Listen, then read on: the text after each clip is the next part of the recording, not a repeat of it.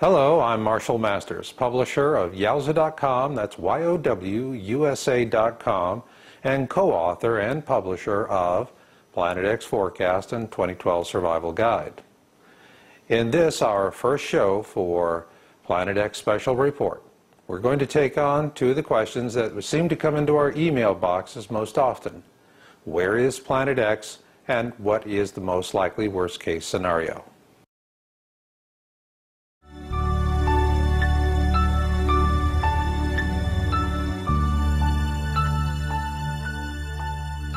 We've created this new Planet X Special Report series to address the fear, uncertainty, and doubt, or what's known as FUD, that's out there on the internet today regarding Planet X.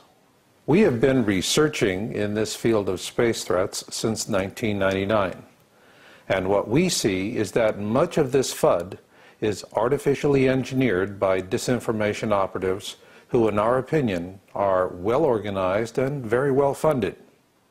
Another question we do get from folks is, what would a Planet X flyby look like? In our February 2009 video report, we offered 8 different flyby scenarios, ranging from a rather mild best-case scenario to a devastating worst-case scenario. However, regardless of which of these scenarios may come to pass, we have already seen what a Planet X flyby will look like in part. September 2009 shall be forever remembered as the month we added a new term to the lexicon of catastrophic Earth changes, the Sydney-style dust storm. On September 22nd, Sydney, Australia, and its adjacent communities were blanketed with dust from the red soil blown in from the western regions of the country. As you can see in this comparative of the Sydney Opera House, the clear, beautiful blue skies of this modern city were choked with a blinding red dust that blocked visibility. It forced the young, aged, and infirmed to remain indoors, while the many commuter ferries that crisscross Sydney's bay each day with work-bound commuters were forced to remain idle at moorings. This storm was first brought to our attention by Yowza subscriber Sharon, who lives in a bedroom community adjacent to Sydney, due east of the city center. She sent us these photos she took from her home, looking out her bedroom window. No matter what scenario is involved for Planet X, this is one of the things we'll see with each and every one. Ladies and gentlemen, Planet X 2012 and catastrophic Earth changes are no longer an issue of idle speculation or entertainment.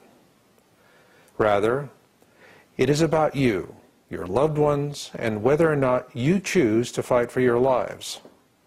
If you're looking to our leaders for answers, know this: they're part of a system of political and corporate elites with their own agendas that may or may not coincide with our own. Nonetheless, these very different agendas provided us with valuable new information in 2008 and 2009 that corroborates our original Planet X orbital forecast.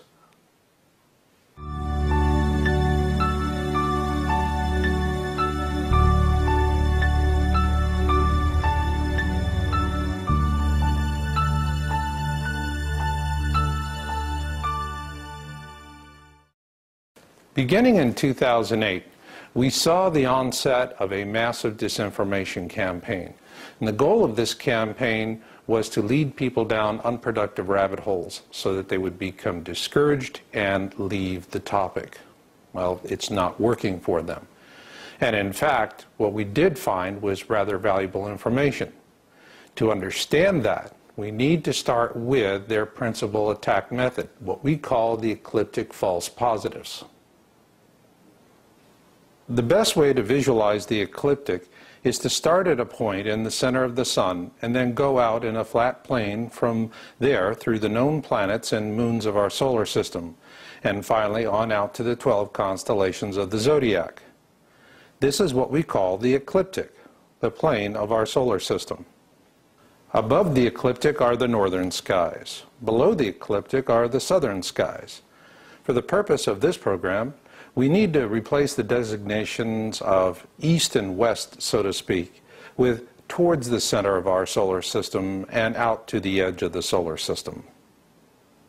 The ecliptic is an important concept for understanding where Planet X is presently in relationship to our Sun and to using these ecliptic false positives. The first ecliptic false positive surfaced in early 2008 with the missing Orion star panels, as reported by YouTuber No Star Panel on our site. Powerful disinformation groups had managed to corrupt the celestial databases of 3 major sky viewing websites. The purpose was to mislead the public by falsely drawing their attention with planted information along the ecliptic and out beyond the edge of our solar system. Towards late 2008, this scam sputtered out, and disinformation wolf packs began pushing people in the opposite direction, towards the center of our solar system, with a new scam. We call them the bogus cell phone sundog photos and Soho red herrings. By early 2009, the public began catching on to these scams, and citizen journalists on YouTube began debunking them. We cannot begin to tell you how pleased we were to see this. It reminds us of that great quote from the American President Abraham Lincoln. You can fool all of the people some of the time, and some of the people all of the time, but you cannot fool all of the people all of the time. Ladies and gentlemen, you're not sheeple, and you're not buying these disinformation scams, and the operatives and those who employ them know it. Consequently, we're now seeing a new wave of reckless disinformation and propaganda non-event predictions designed to create more fear, uncertainty, and doubt, and thereby disinterest the public. So beware. That being said, these disinformation ecliptic false positives we've just discussed have given us information of great value. It is because now we know where not to look for Planet X at this time. Rather, we need to keep looking where we have always looked, towards the southern skies. Not just because this is the very part of the sky disinformation wolf packs want to turn us away from, but also this is because where the available science we're reporting on our site continues to point. So with all this in mind, let's see if we can cut through this malevolent fog and take a look at where we believe Planet X could have been in September 2009.